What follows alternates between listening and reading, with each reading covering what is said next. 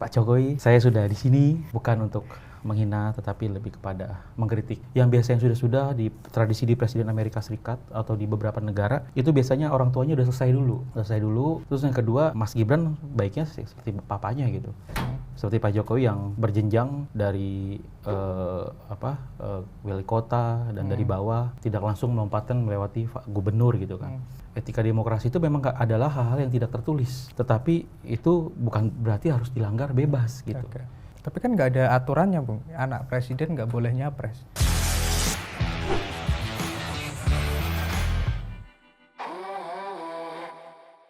Pemirsa setia Gema Pos, ini pemilu 2024 ini sudah panas sekali hari ini. Dan untuk melihat seperti apa sih sebenarnya kondisi pemilu kita hari ini menjelang Februari 2024, banyak isu bermunculan. Dan kali ini kita sudah kedatangan pengamat politik dan juga dosen dari Prodi Ilmu Politik Universitas Kristen Indonesia. Betul. Bung Yosef Billy Dosiwanda, apa kabar, Bung? Oke. Terima kasih Bung Riki.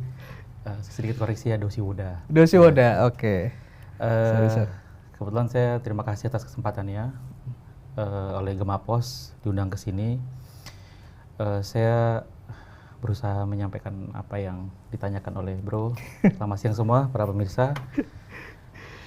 Ya, pemirsa, Bung Yosef Billy Dosiwanda, sudah benar ya sekarang? Ini adalah Direktur Eksekutif Center for Research on Ethics, Economic and Democracy. Betul sekali. Atau KRIT. Yaps. Apa itu KRIT? KRIT ini ya semacam lembaga kajian, awalnya dibentuk untuk advokasi untuk kebijakan publik awalnya terhadap baik kepada pemerintah dan mengedukasi bagi publik. Lalu juga ya karena situasi pemilu ini kita ambil bagian lah dalam proses demokrasi ini supaya lebih mantap lagi. Memang awalnya lebih banyak mengkawal proses kebijakan pemerintah agar tetap ada di rel yang benar. Gitu. Berarti termasuk juga soal proses pemilu 2024 ini pasti kan banyak riset atau banyak yang dilihat terkait bagaimana sih pelaksanaan hukumnya, bagaimana pelaksanaan demokrasinya menjelang pemilu 2024. Iya, salah satunya nanti kita bahas tentang netralitas Jokowi ya, dan juga mungkin nanti kita bisa ngomong tentang janji-janji realisasinya seperti apa, karena postur APBN juga nggak sesuai dengan harapan janji mereka yang kita anggap terlalu muluk-muluk, belum sesuai relevansi dengan anggaran yang ada. Tapi nanti kita bisa bahas juga sekalian. Nah, untuk memulai diskusi ini saya ingin agak sedikit bercanda, tapi bukan mengejek, dalam artian Pak Jokowi, saya sudah di sini bukan untuk menghina tetapi lebih kepada mengkritik. Karena kebebasan berekspresi, kebebasan bicara juga diatur dalam konstitusi Undang-Undang Pasal 28, di mana kita bisa menyampaikan tentang pendapat di era demokrasi saat ini yang mengedepankan bukan asumsi, bukan fitnah, dan juga kita melihat dari dugaan atau fakta yang ada di masyarakat tentang pemilu yang kita tinggal 75 atau 76 hari lagi. 76 hari lagi. Ini jadi memang kalau pengamat harus memang berdasarkan fakta di lapangan begitu, Bung ya. Kalau kita mau bicara soal, apalagi ini kan luar biasa sekali sekarang panasnya, gejolaknya menjelang 2024 ini, kalau kita bisa salah ngomong sedikit aja ini pasti buzzer-buzzer ini pada muncul gitu. Dan ini kalau hari ini, Bung, ini pertanyaan pertama saya nih. Hari ini kalau Bung lihat kondisi Indonesia menghadapi pemilu 2024 ini seperti apa, Bung? Ya, tentu saya ingin mulai dari pijakan Undang-Undang Pemilu nomor 7 tahun 2017. Itu jelas di situ dikatakan terkait dua hal. Pertama, asas luber, langsung, umum, bebas, dan rahasia. Dan yang kedua tentang jurdil, jujur dan adil. Undang-undang ini jelas mengatakan bagaimana hak kedaulatan publik masyarakat dalam pemberian suara itu harus dijamin. Makna jujur dan adil lalu ini juga langsung umum bebas rahasia, ada kerahasiaan di situ, ada umum bebas rahasia. Ketika masyarakat menyumbangkan satu suara di TPS, dalam jenjang rekapitulasi suara nanti kedaulatannya itu naik ke kecamatan, kabupaten kota, sampai ke pusat. Di IT KPU itu kedaulatannya harus tetap dijaga, baik oleh wasit sendiri, yaitu penyelenggara KPU, KPU Bawaslu, dan ada DKPP sebagai pengawas, tetapi juga positioning rezim pemerintah sebagai leading sektornya Kemendagri dan termasuk presiden paling ujung itu diupayakan atau dalam posisi Pak Jokowi hari ini itu untuk netralitas terhadap penyelenggaraan pemilu ini, dan ini penting terkait netralitas Pak Jokowi ini. Nah ini seru nih, artinya memang hari ini Bung Billy kita undang ini untuk bicara terkait dengan netralitasnya Pak Jokowi. Memang isu berkembang liar di luaran, dan ini kita pengen juga tahu, pengen melihat bagaimana pandangan dari para pengamat terkait dengan isu-isu yang berkembang bahwa hari ini sikap politik Pak Jokowi diduga, ya ini diduga terhadap salah satu pasangan calon. Kalau menurut dari pengamat Bung Billy, bagaimana isu-isu ini gitu? Pertama gini, saya melihat Pak Jokowi sebagai petarung politik dalam artian fakta mengikuti proses kontestasi politik itu cukup sangat berpengalaman. Dimulai dari 2005, di mana beliau maju di Wali Kota Solo, periode pertama, lalu lanjut lagi di periode kedua di Kota Solo, lalu ke Pilkada DKI 2012, langsung beberapa lompatan ke Pilpres 2014, Pilpres 2019 yang beliau naik yang terakhir. Jadi Pak Jokowi sebagai peserta pemilu atau calon, beliau sudah sangat pengalaman. Gitu. Lalu yang kedua, beliau juga pasti memahami bagaimana beliau sebagai calon, dia melihat sebagai penyelenggara itu objektif atau tidak. Dan Pak Jokowi itu mengalami itu sebagai presiden ya, yang sebagai pemilu 2024 ini di 2019 dan 2014. Kita lihat 2014 sebagai transaksi SBY saat itu. SBY nggak punya kepentingan politik, walaupun PSBY sebagai ketua parpol Demokrat. Tapi beliau berusaha menjalankan pemilu dengan sebaik-baiknya. Lalu 2019 juga Pak Jokowi rangkap sebagai incumbent. Tapi kita menilai Pak Jokowi di situ cukup objektif, tidak ikut cawe-cawe yang seperti sekarang untuk estafet kepemimpinan beliau berikutnya gitu. Berarti menurut Bung Billy hari ini Pak Jokowi itu juga memang turut campur dalam proses politik kita. Saya pikir nggak bisa langsung menjudgment ke situ, tetapi lebih kepada fenomena atau yang terjadi yang di luar saat ini kita lihat, begitu. Karena Pak Jokowi saat ini meninggalkan estafet kepemimpinan berikutnya setelah beliau berkuasa, ini ada anaknya beliau. Ada anaknya. Beliau yang ikut sebagai kontestasi gitu. Ini hal yang sangat berbeda dan baru, atau mungkin yang terjadi pernah ini baru-baru ini di Filipina. Seorang anak incumbent itu maju, yang biasanya sudah di tradisi di Presiden Amerika Serikat atau di beberapa negara itu biasanya orang tuanya udah selesai dulu, terus yang kedua Mas Gibran baiknya seperti papanya gitu, seperti Pak Jokowi yang berjenjang dari wali kota dan dari bawah, tidak langsung melompatkan melewati gubernur gitu kan. Nah ini yang menjadi, saya pikir ini fakta pertarungan Pak Jokowi karena ada anaknya langsung. Lalu yang kedua, nggak menutup kemungkinan anak bungsunya sekarang juga ketum partai PSI, begitu. Kita sama-sama tahu PSI partai parlementer selama ini dan berusaha untuk memperjuang masuk ke partai interparlementer 4% berdasarkan undang pemilu. Nah, sebelum mulai ini kontestasinya, sebelum kampanye sekarang nih, tanggal 28 kemarin sebagai awal pemilu, kita sangat kaget juga struktur PSI yang selama ini nggak ada di berbagai daerah seluruh provinsi di Jakarta, tiba-tiba muncul baliho Kaisang yang sangat masif dan jaraknya dekat dan begitu banyak.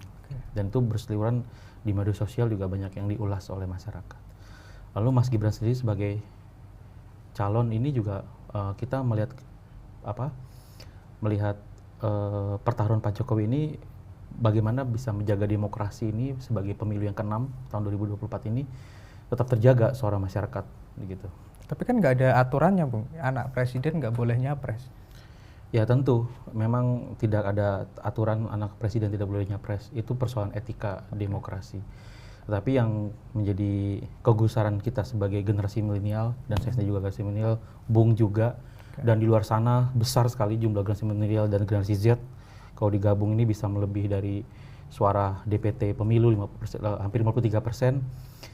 Tetapi lahirnya proses Mas Gibran ini dari proses yang malpraktik demokrasi, karena kita melihat Mahkamah Konstitusi adalah rahimnya dari lembaga negara yang dari rahim reformasi dari amandemen Undang-Undang Dasar 45 tahun 99 sampai 2002. Ini lembaga baru yang harus dijaga. Banyak segitu referensi yang kita pahami dan kita lihat ada tanda kutip peran seorang Paman Gibran langsung, Ketua MK, dan juga soal batas umur itu yang akhirnya jadilah gitu. Ya sekarang udah terjadi gitu, Mas Gibran lolos menjadi cawapres. Lalu Pak Jokowi dalam sebuah kesempatan pernah berbicara orang tua merestui dan mendukung. Itu beliau sebagai pribadi. Tapi beliau sebagai kepala negara dan juga kepala pemerintahan ini harus menjaga demokrasi, juga harus menjalankan pemilu yang jurdil tadi, yang menjamin hak konstitusi warga negara sebagai peserta pemilu pilpres, bukan hanya pilpres, caleg legislatif tadi, dan juga posisi partai PSI ini juga harus kita lihat gitu, karena Mas Kaisang ini juga posisi ketum partai punya kepentingan lolos, dan juga Pak Jokowi juga pasti ada, bukan pasti ada ya, maksudnya Pak Jokowi juga melihat kedua anaknya ini bermain di ranah politik yang membutuhkan effort dan dukungan juga dari orang tuanya gitu. Aku tangkap salah satu yang pernyataan Bung terkait dengan MK tadi itu, bahwa pamannya, iparnya Jokowi di sana sebagai ketua MK waktu itu, waktu penetapan bahwa boleh umur di bawah 40 tahun tapi harus punya rekam jejak di pilkada, kan begitu.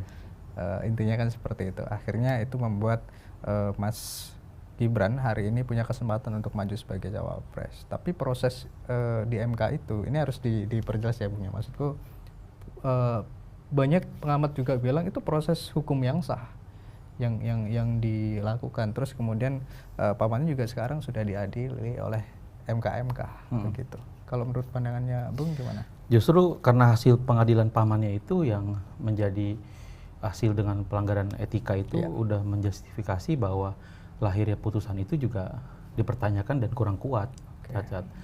Kalau ada pengamat hukum yang mengatakan itu sah, ya karena sudah proses berjalan, udah nggak bisa mundur lagi. Karena jelas putusannya nggak bisa dianulir. Tapi yang menjadi pesan bagi publik dan masyarakat milenial, teman-teman milenial dan juga Gen Z, ini bukan dalam proses yang ideal. Karena seolah-olah yang ditampilkan calon oleh Mas Gibran ini ya udah tampil di electionnya aja, masyarakat langsung dipilih aja. Tapi proses seleksinya dengan proses di MK seperti ini yang bagi kami ini melanggar etika demokrasi gitu. Dan MK sebagai lembaga yudikatif di bidang konstitusi, kalau bahasa yang sangat nyata ya proses memperkosa hukum gitu. Dan siapapun dengan cara proses seperti ini ya kita sulit lah untuk menganggap ini hal yang wajar ataupun hal yang baik. Etika demokrasi itu memang adalah hal-hal yang tidak tertulis. Tetapi itu bukan berarti harus dilanggar bebas gitu. Nah, ini yang harus kita pemahaman kepada publik. Kalau memang mau jadi jabat publik ya harus prosesnya jelas dengan tahapan yang baik. Dan ini juga pegangan ya bagi kaum Gen Z dan kaum teman-teman milenial untuk mencapai kekuasaan yang tinggi seperti ini bukan karena peranan ayahnya sebagai kepala negara atau sebagai presiden mempunyai privilege. Soalnya yang lain tertutup gitu. Nah, ini juga harus kita sebagai generasi muda melihat wah ini kritis gitu loh. Kalaupun mau memilih silakan, tetapi sejauh mana rekam jejaknya yang pernah dibangun durasi 2 tahun ya. Kalau menurut saya durasi sebagai anak presiden berapa kali atau anak wakil itu nggak bisa dihitung. Tapi tetap rekam jejak sebagai wali kota itu yang hanya 2 tahun, ini yang bisa menjadi ukuran. Apa ini yang disebut dengan politik dinasti? Nah, kalau politik dinasti itu memang dikenalnya ya secara ideal dalam teori ilmu politik tuh pada sistem kerajaan atau monarki. Itu legal seorang raja, keluarga, anak melahirkan regenerasi pimpinan berikutnya karena konstitusi kerajaan monarki seperti itu. Tapi ya kita gusar juga, Gusmus sempat bercanda, tempat bersajak gitu, membangun demokrasi dengan ala kerajaan gitu loh. Ya ini membangun dinasti politik di sistem demokrasi gitu. Hal yang sebenarnya nggak bisa, yang bertolak belakang gitu sebenarnya. Walaupun praktik-praktik itu udah terjadi di beberapa pilkada di beberapa daerah gitu. Memang jelas nggak ada aturannya, tapi soal rasa dan nilai etika itu ditabrak dan seolah nggak kekuasaan itu ya hanya milik keluarga dan nggak bisa orang yang punya privilege gitu. Dan kita harus kritik di sini. Dan kalau bicara dinasti politik ya ini terjadi di hari ini di sistem di era reformasi pemilu ke-6 ini setelah kita berjuang untuk demokrasi dari praktik-praktik KKN, korupsi, kolusi, dan nepotisme ini dengan proses DMK dan proses pencalonan ini, dan ini fakta terjadi dan prihatin gitu. Ya, aku ini sedikit, ini di era reformasi ya, tapi belakangan ini muncul isu terkait dengan Orde Baru, gaya Orde Baru.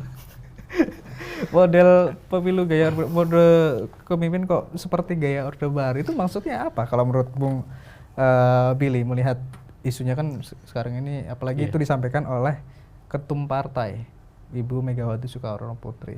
Ada bahasa dengan kok seperti gaya Orde Baru begitu.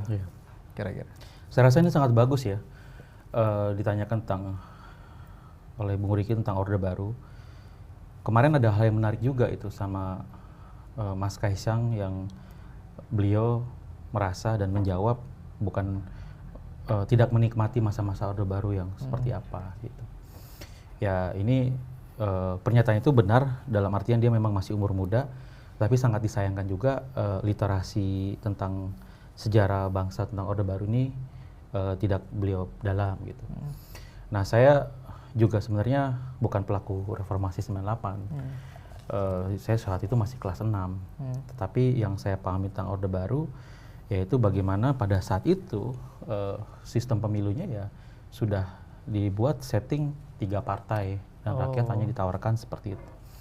Di mana sebuah rezim yang dibangun terlepas dari keberhasilannya ya sebagai zaman Orde Baru oleh Pak Harto, tetapi sistem pemilu 6 kali itu udah ditentukan.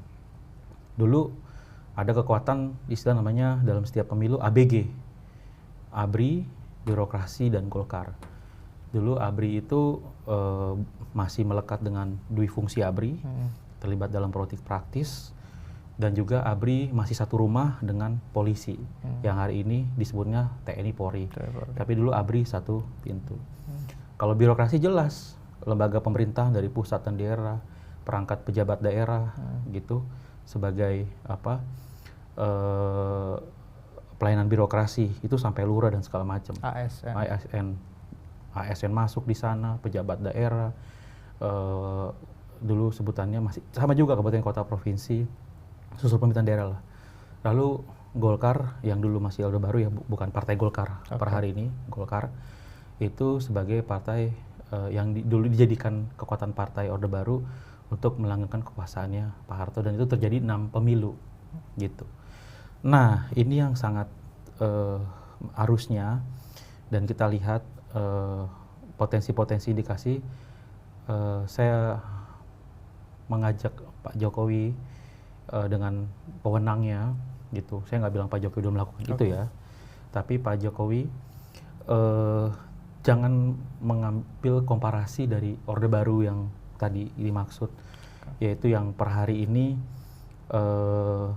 TNI Polri jelas Undang-Undang ASN, Undang-Undang TNI, dan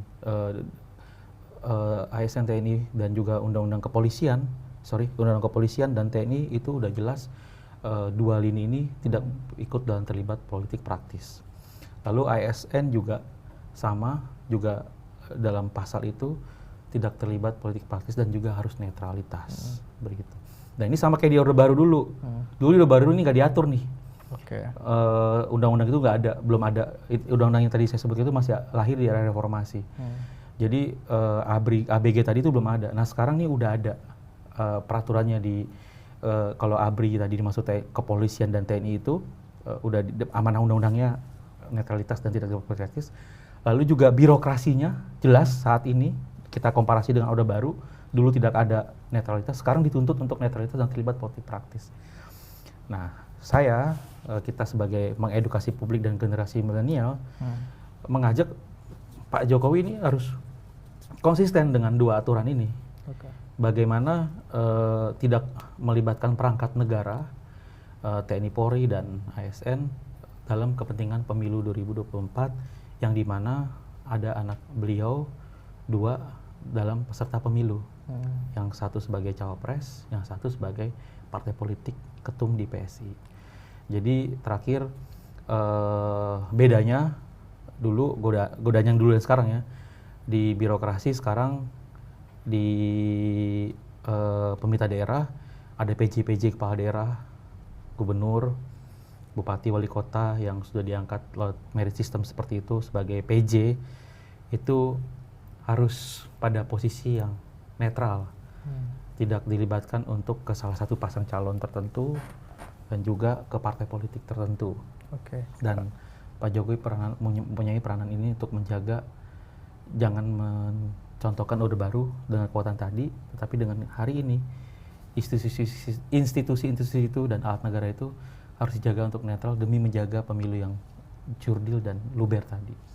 Tapi ini sempat kesebut loh Bu, maksudku begini, kalau tidak ada indikasi, kalau tidak ada dugaan misalkan, atau kemudian beberapa kasus yang muncul di media yang juga dikonsumsi publik, ada indikasi-indikasi, ada dugaan-dugaan keterlibatan dari ASN, kemudian berpihak kepada calon tertentu atau partai tertentu, dan ini disebut juga oleh ketum parpol. Artinya ini kan ada indikasinya ada, dan ini saya pikir tidak hanya terjadi di pemilu kali ini saja ya, tapi pemilu-pemilu yang dulu juga isu terkait dengan netralitas ASN ini juga selalu muncul, dan hari ini mungkin diperkuat karena hari ini Pak Jokowi yang pemimpin sebagai presiden dan punya kepentingan kan begitu, makanya kemudian isu ini panas sekali dan digoreng sekali gitu.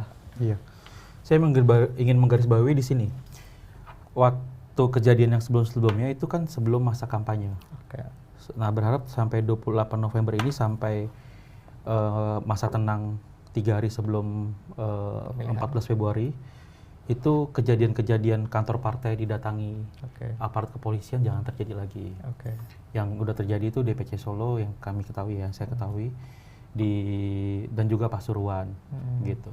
Nah ini ada juga surat PJ BIN yang ditemukan. Nah itu harus legitimasi pemilu ini harus bersih dari proses-proses seperti itu.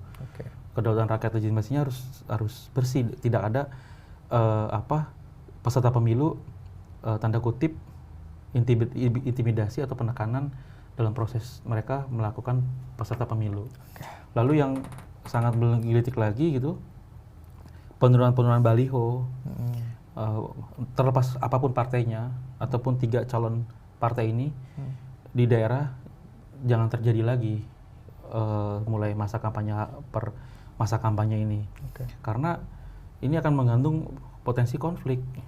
Masyarakat kasihan ribut antar masyarakat pada calon yang sangat mungkin dalam pola dukungan. Biarlah demokrasi ini berjalan dengan riang, kegembiraan gitu, tanpa ada hal-hal demikian gitu.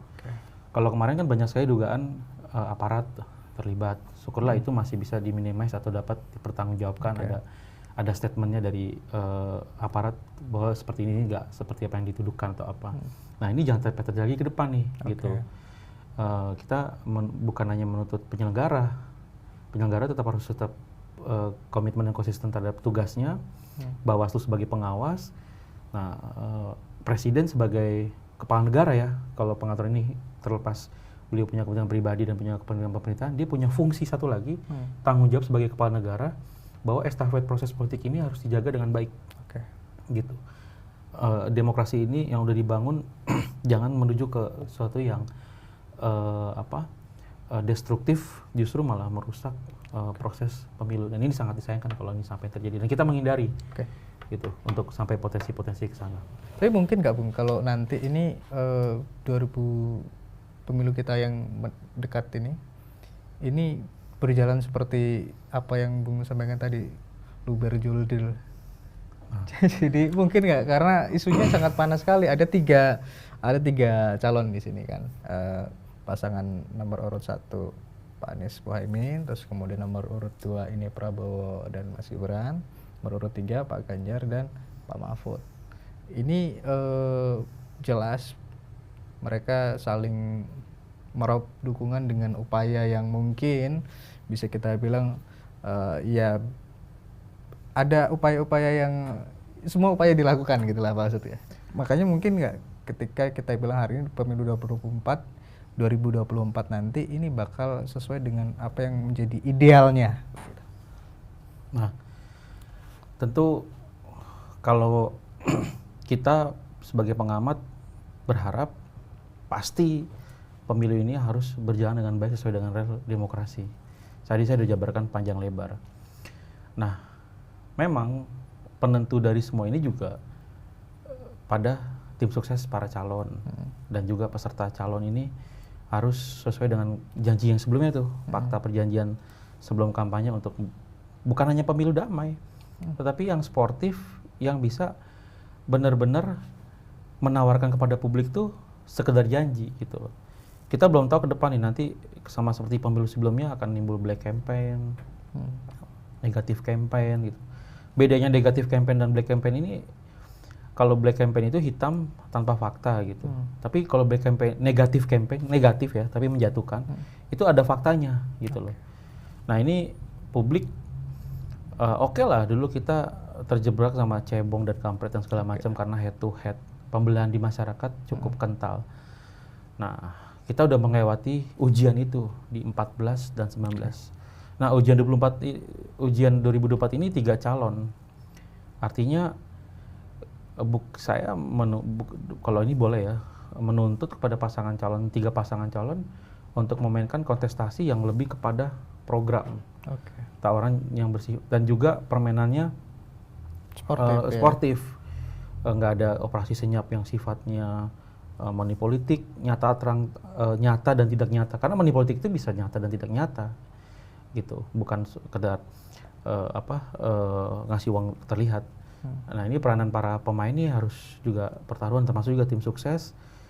Dan tadi kita udah panjang lebar tentang aparat, kita harap untuk netral, berkomitmen, ingat terhadap janji ASN, janji TNI Polri. Sebagai pribadi ya, terlepas ada godaan dari atas, tekanan, tapi tetap dari mereka juga dipertaruhkan untuk integritasnya dia, untuk menjalankan pemilu dengan secara baik gitu loh. Jadi masih meyakini kalau kalau ini bisa berjalan seperti idealnya, kalau misal tadi ASN bisa netral. Betul sekali.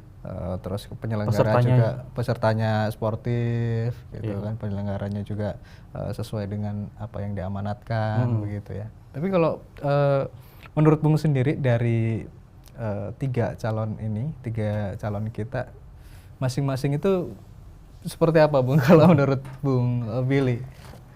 Ya publik udah ditawarin 3 calon ini ya. Iya. Dan ini matang dengan proses koalisi di antar parpol sebagai teori politik ya, dan juga amanah undang-undang. Udah terlahir 3 pasang calon ini. Ada syarat-syarat 20% partai koalisi dan segala macam. Memenuhi syarat lah. Artinya udah nggak ada tawaran lagi di luar ini. Nah, saya bermula pijakan 3 calon ini pasangannya tidak ada yang sempurna, tapi juga tidak ada yang perfect dalam artian 100% baik atau 100% kurang gitu. Saya kalau ini preferensinya pribadi kembali pada publik, tapi kita bisa melihat mengacu 3 pasangan calon ini kita bidik dari rekam jejak dulu. Nah, kalau untuk pasangan pertama nih Pak Anies dan Muhaimin, kita sudah tahu Muhaimin rekam jejak politiknya luar biasa, ketum parpol begitu, dan juga PKB partai juga Muslim tapi nasionalis bagus begitu. Tapi ya kalau yang nggak bisa dilepaskan dari Pak Anies ya tentang sejarah pemilu Pilkada 2017, tentang politik identitas yang dianggap masih melekat oleh sebagian publik gitu, dimana pada saat itu terjadi penolakan terhadap pemimpinan minoritas di Jakarta dan Pak Anies tidak melarang aksi massa itu, tapi dia diam, mungkin memilih diam dan tidak berstatement bahwa ini tidak baik gitu loh. Kalau dibilang Pak Ahok tuh harus bisa maju dan punya hak yang sama gitu. Tapi kan beliau nggak mengatakan seperti itu. Beliau tanda kutip menikmati juga dan bisa menang. Jadi kurasa nggak ada yang sempurna. Tapi Pak Anies membangun Jakarta yang hari ini kita nikmati, ada beberapa hal yang bisa dianggap sama sebagian publik berhasil. Tapi ya politik identitas polarisasi pada saat itu cukup kencang ya, begitu. Kalau untuk pasang nomor 2, saya rasa kalau untuk Prabowo yang udah pengalaman Pilpres dari 2014, publik udah tahu rekam jejak beliau bagaimana lah, begitu. Kalau orang, bahkan sekarang ada plesetan baru, kalau ke pemilu, ya bapak ini lagi, ya bapak ini lagi. Ya saya rasa semua udah tahu lah gitu. Pak Prabowo sekarang, cuman bedanya hari ini di posisi Menhan, ada dianggap menteri terbaik dari beberapa lembaga survei, kita akui juga kinerjanya. Walaupun ada kontroversi tentang kebijakan Kementerian Pertahanan, beliau masih berhasil di bidangnya dia, emang beliau pakar di situ dan ahli di situ ya, begitu. Nah kalau Mas Gibran ya 2 tahun, kita lihat di Solo juga banyak dibantu, banyak tuh di Kompas dan juga Detik dan media-media. Beliau maju juga banyak dukungan dari proyek pusat, ya dari APBN pusat gitu loh. Ada sokongan dibandingkan wali kota lain, itu fakta ya, nggak artinya ya publik Solo yang bisa menilai dan juga berhasil kota Solo. Tapi waktu kemarin gugatannya itu katanya berhasil membawa kota Solo baik gitu kan, dari siapa yang mengajukan PUU 90 itu gitu. Tapi ya 2 tahun itu kurang lah, langsung ke presiden tanpa ada jejak gubernur. Ukuran masyarakat menilai untuk prestasi ini bagi saya potensinya masih kurang begitu. Dan ini fakta kok, apalagi ada proses beliau gitu. Terakhir 2 pasangan ini ya Prabowo jelas preferensinya bagaimana bahasanya, mantan Matu Soeharto atau mantan dia dari ya keluarga cendana juga, berarti representasi Orde Barunya tetap melekat begitu. Dan Gibran kemarin dari proses lahir pelanggaran etik di MK seperti itu dan ada putusan MK kan, begitu. Lalu kalau pasangan nomor 3, tidak ada yang sempurna juga, tapi kita bisa melihat objektif gitu. Mas Ganjar itu pernah dituding kasus IKTP gitu. Tapi pernah dibantah sama Novel Baswedan yang juga dulu penyidiknya kasus IKTP terhadap Pak Setia Novanto gitu. Dia mengatakan bahwa Mas Ganjar tidak terlibat dalam kasus itu. Dan itu hasil penyidikannya, bagaimana bahasanya, antara proses penyelidikan atau penyidikannya Pak Novel Baswedan di KPK bahwa Mas Ganjar itu nggak terlibat KTP. Lalu isu yang Mas Ganjar lagi terkait semen kendeng dan proses di Jawa Tengah itu, yang saya pahami ya itu proyek pusat. Dia sebagai pemerintah daerah harus mendukung proyek pusat, membantu infrastruktur, dukungan segala macam izin.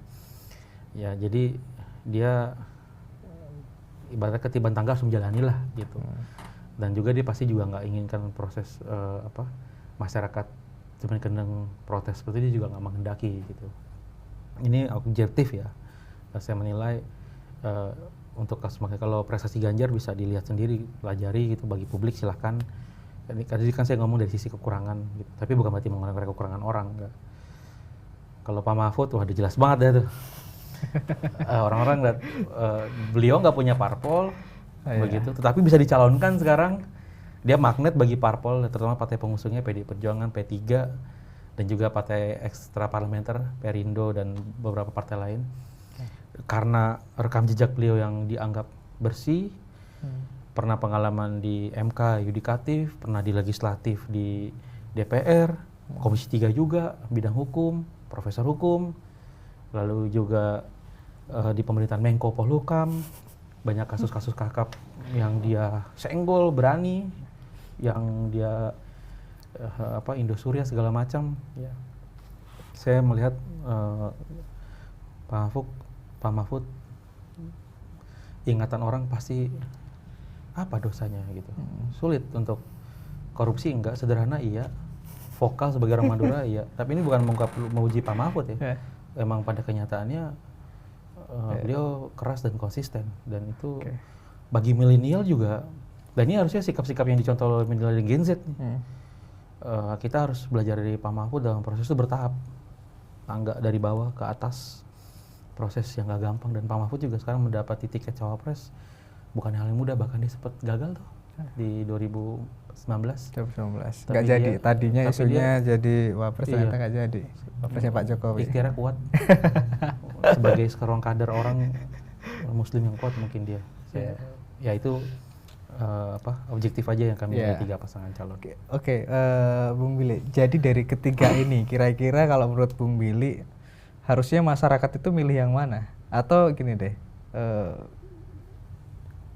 rekam jejak mana yang harus masyarakat lebih banyak pertimbangkan deh dari ketiga calon ini kalau menurut pengamat? Karena hari ini juga kan survei mereka ini saling kejar-kejaran terus begitu kan. Kadang kadang Prabowo nomor 2, kadang Prabowo mimpin, terus kemudian Pak Ganjar Mahfud kadang ada yang mimpin, kadang nomor 2, terakhir tapi sempat di nomor 3 juga untuk surveinya disalip sama Anies dan Muhaimin.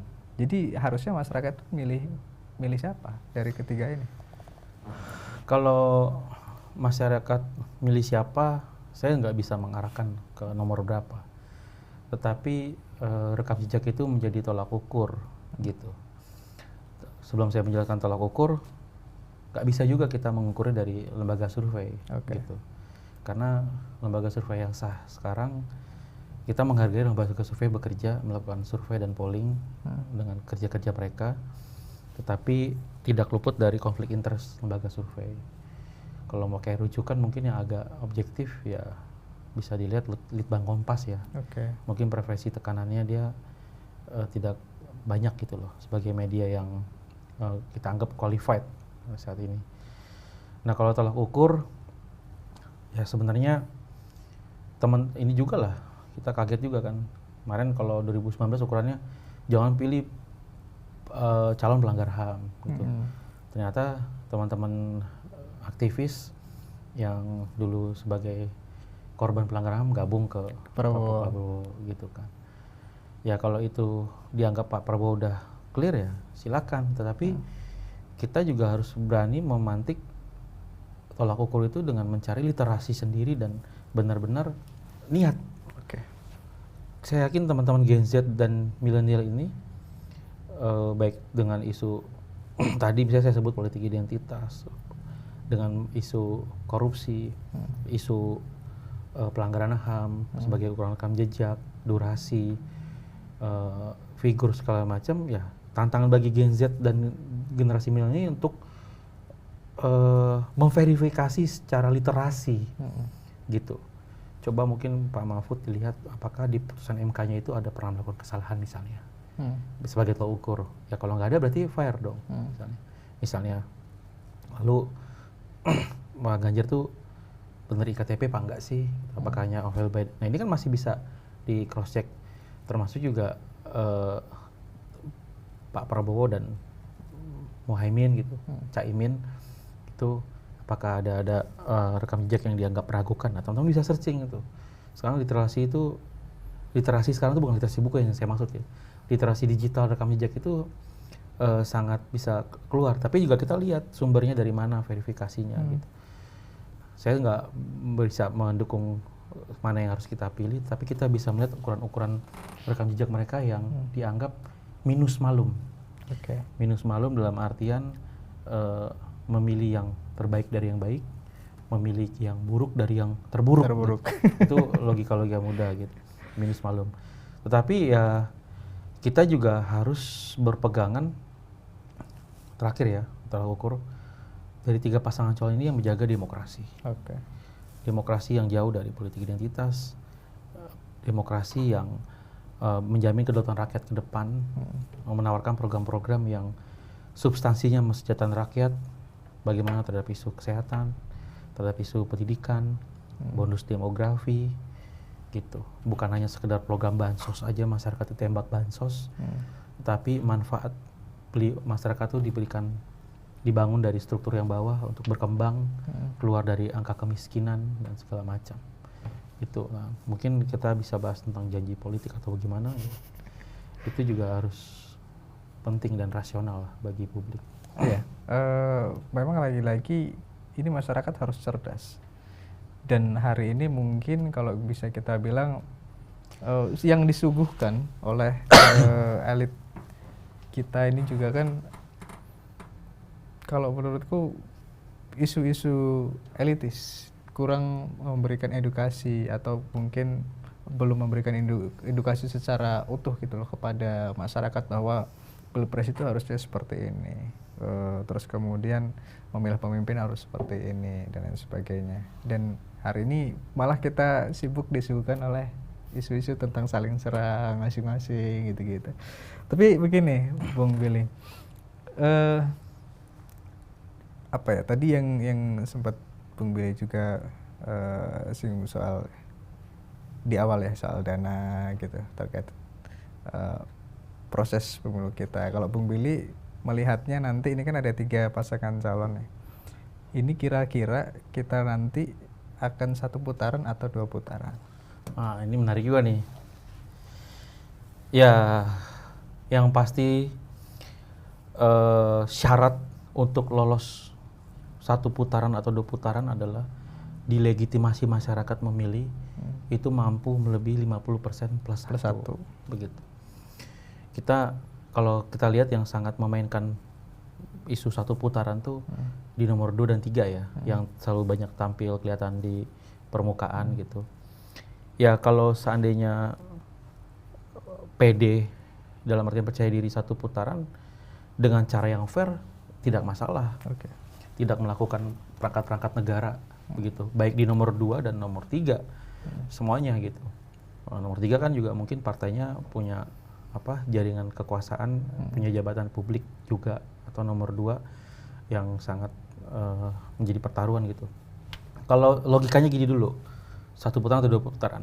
Kalau menurut saya kalau 1 putaran itu terjadi dari 3 ini bisa melebihi 50%. Dari 100% ini 100% diperebutkan 3 pasangan calon ini dapat 50+1, itu dengan cara yang fair dulu. Gitu. Kita sangat kaget hari ini ada 204 juta data KPU itu bocor begitu kan. Nah ini potensinya ngeri nih kalau nggak diawasi. Artinya saksi independen dari non KPU termasuk saksi partai itu semua harus berperan. Saksi partai, saksi KPU, Bawaslu dan pengamat pemilu ini harus fair melihat bahwa proses gini, pemilu itu kan proses regenerasi kepemimpinan. mengkonsolidasikan demokrasi. Bagaimana kalau bisa masuk untuk menjadi seorang pemimpin tapi dengan proses yang salah atau curang. Ini kita nggak boleh seperti itu. Kalau proses 1% itu didapatkan dengan cara seperti itu pertaruhan yang sangat mahal, begitu. Walaupun nanti masyarakat udah pemilu sekali aja gitu, harus satu putaran. Ya kalau masyarakat berargumen seperti itu tidak masalah, tetapi perolehan suara ini dari awal dan proses pemilunya harus itu benar. fair dulu, gitu. Harus sportif dan jauh dari potensi-potensi kecurangan gitu. Walaupun saya menilai untuk proses satu putaran ini sulit. Karena tiga pasangan calon ini benar-benar memperebutkan segmen-segmen suara yang terbanyak. Ada segmen agama dan Jawa ini menjadi kunci. Bayangkan aja Jawa Timur itu 35 juta, terus Jawa Barat itu 28 juta. Ini sangat besar pertaruhannya, begitu kan. Dan semua pasangan calon tiga ini turun di seluruh Indonesia dan benar-benar berusaha meraup suara gitu. Jadi kalau menurut saya sangat potensi kemungkinan 2 putaran ini cukup besar. 2 putaran? Iya. Apakah nanti pasangan 3 dan 2 gitu yang lolos begitu, atau kemungkinan 1 dan 2 gitu, atau 1 dan 3. Itu sangat kemungkinan sekali potensinya begitu. Yang baik 1 putaran 2 putaran ini juga masyarakat perlu edukasi yang karena kita akan melewati 2 kali pemilu ya untuk kan kalau pemilu legislatifnya terpisah tuh. Itu pasti cukup 1 putaran. Nanti legislatif sendiri mekanismenya. Ada yang menggugat untuk legislatif terpilih apa enggak, itu jalur yang lain. Tapi dalam kesempatan ini juga kita mengedukasi publik bahwa kalau 2 putaran kita akan pemilu yang kedua kali lagi, karena kita pengalaman di 2014 dan 19 tuh prosesnya hanya sekali, head to head aja.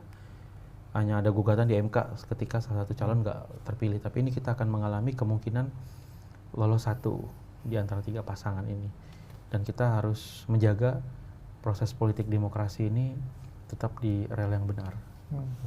Mampu nggak kira-kira Bung dari segala, kalau dari pengamat ya, kira-kira kalau kita misal potensi besarnya adalah 2 putaran, tapi segala kemungkinan kan resiko untuk 2 putaran kan juga lumayan Bung, baik dari segi pembiayaan ataupun logistik, terus kemudian nanti mungkin potensi perpecahannya juga ini kan pasti meningkat nih Bung, gejolak di masyarakat durasi yang lama ya. Oh ya, tuh ya kalaupun 1 putaran ini terjadi, ini ongkos politiknya di antara calon juga nggak sedikit saya pikir. Karena bagaimana bisa menargetkan daftar pemilih tetap itu diraup secara kuat gitu loh. Nah, sementara setiap capres ini kan di belakangnya ada partai politik dan juga kepentingan caleg masing-masing. Misalnya contoh, koalisi gemuknya Pak Prabowo itu kan Golkar, PAN. Partai besar juga tuh Gerindra, itu kan juga memperebutkan suara legislatif gitu loh. Dia nggak bisa fokus ke pilpres juga sebenarnya. Ada Demokrat juga, begitu kan.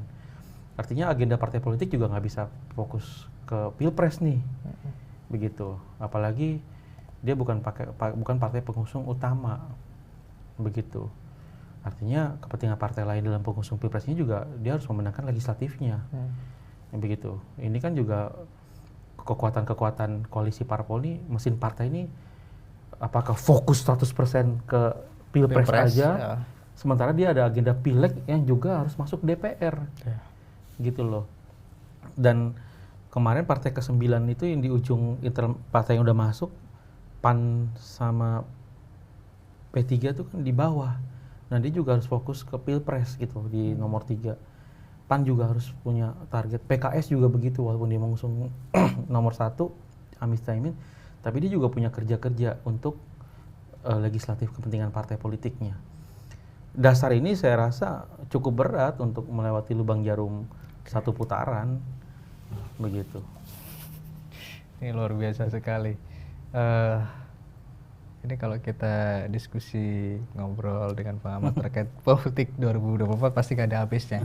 Tapi mungkin aku minta nanti waktu Bung satu kali lagi deh untuk bicara, sudah kita programkan kan terkait dengan ini menjelang akhir pemerintahannya Pak Jokowi, masih ada beberapa yang belum dikerjakan atau yang sudah dikerjakan, nanti bisa kita kulik di waktu itu gitu Bung ya. Tapi untuk terakhir nih Bung, ini terima kasih sekali sudah diskusi kita panjang, cuman harus kita jeda gitu loh. Siap, sukses Ya, untuk Gemapos. ya, ini terakhir untuk mungkin untuk pemilu 2024 untuk masyarakat. Silakan. Terima kasih Gemapos untuk kesempatannya. Saya ingin mengajak kepada teman-teman generasi milenial dan juga generasi Z bahwa teman-teman itu menjadi penentu di pemilu 2024. Satu, tetap fokus ke Pilpres sebagai pemimpin negara ini, tetapi teman-teman juga punya pilihan di DPR 1 dan 2, yaitu kabupaten, kota, dan provinsi, dan juga ada DPD. Jadi pemilu ini bukan pemilu Pilpres saja yang menjadi sorotan kuat gitu, tapi ada 3 pemilu lainnya gitu. Nah, saya mengajak teman-teman sebagai penentu partai politik dalam legislatif dan juga Pilpres sebagai kepemimpinan nasional harus mengajak untuk searching literasi digital. Bagaimana melihat rekam jejak para calon dan menentukan pilihan yang baik. Itu yang pertama. Yang kedua, carilah literasi digital tentang demokrasi dan orde baru itu seperti apa. Kita harus menjaga demokrasi ini yang udah dibangun dari tahun 98 dan kita masuk ke fase pemilu ke-6, pemilu 2024, yang dimana kita menjaga kedaulatan rakyat, menjaga kedaulatan publik, bahwa rakyat adalah penentu. Yang kita berikan ke calon adalah peminjaman kekuasaan hanya 5 tahun. Tetap peminjaman ini adalah garansi masyarakat untuk ke depan bisa kembali kepada masyarakat terkait kesejahteraan dan isu-isu pendidikan, kesehatan, dan sebagainya. Ini yang publik mesti fahami dari proses politik demokrasi. Dan terakhir, saya pikir tidak perlu terbawa isu hoax, pintar memilih media sosial, lihat TikTok, apa yang dilihat media sosial diverifikasi lagi, dan jangan menjadi korban politik antara satu sama lain. Persahabatan sebanyak-banyaknya, pemilu politik secukupnya, tetapi bisa menentukan arah bangsa yang lebih baik. Terima kasih, luar biasa. Terima kasih Bung Yosef Billy Dosiwoda. Ini kita harus ketemu lagi nanti, kita ngobrol soal isu tadi yang saya sampaikan terkait dengan ini menjelang 1 tahun pemerintahannya terakhir dari Jokowi. Ini harus kita bedah juga ini Bung, nanti. Betul. Pasti janji politik gak boleh? Ya. Ini udah santai ya? Belum. Oh. Oke. Siap. Oke. Terima kasih Pak Pemirsa. Kalau nanti masih ada yang dipertanyakan, silahkan tulis di kolom komentar. Jangan lupa like dan subscribe. Terima kasih. Sampai jumpa. Siap. Terima kasih sama-sama. Mantap Bung, sukses selalu. Hidup Gemapos.